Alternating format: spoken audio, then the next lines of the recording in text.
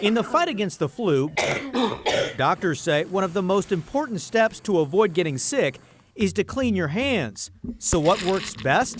To find out, we put my hands to the test. Soap and water versus hand sanitizer. First step, scientists at the Providence Regional Microbiology Lab doused my hands with a nasty brew of E. coli bacteria. So I'm intentionally rubbing E. coli all over my hands. Then I dabbed those disgusting germ-infested hands on incubation plates. We started with hand sanitizer, just a small amount. That's about the amount that most people would put on. Not a lot, but just enough. Every time we created a new sample, then repeated the test. Next up, a healthy dose of hand sanitizer. My hands were literally dripping wet. I put 3 squirts. I'm not sure most people would put this much hand sanitizer on their hands. After that, we compared soap and water. That meant more nasty bacteria. Another dose of E. coli. After dabbing our petri dish with E. coli, it was time to wash up with some soap and water, but not too long. That was brief, about the time most people would take at the sink. We repeated the test again, but this time, heavy washing. So this time we're really gonna wash. I scrubbed with soap and water for almost 30 seconds. After our test was complete, the samples went into an incubator for 24 hours. Then we got the results. Remember that nasty E. coli? Take a look. Remember, that was on my hands. But after using light hand sanitizer, here's the before and after. And the results were even more dramatic. Wow.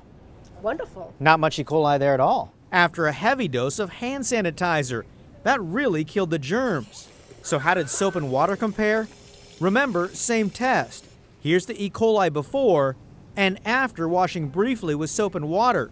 It wiped out some of the germs, but not all. On this one, we see some growth. Right. I didn't wash long enough, basically. Right. Compare that with heavy washing. Again, the results are dramatic.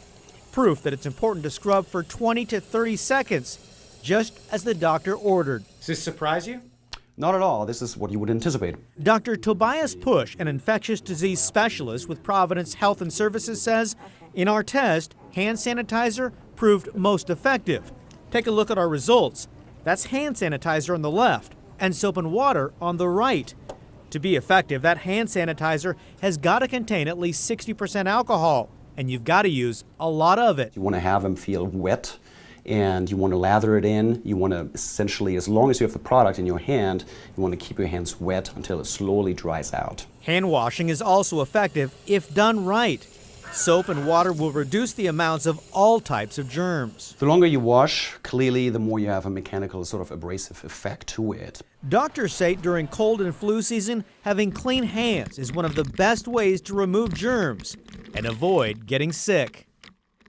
So besides effective washing, doctors say the first line of defense is that flu shot that we've been talking so much about. So 30 seconds seems like a long time to wash your hands. I don't imagine most people do that. Right, well that's what the experts say, 20 to 30 seconds, which after having done this story, I've been thinking about it in the bathroom and literally counting out loud. It is a long time, 20 to 30 seconds.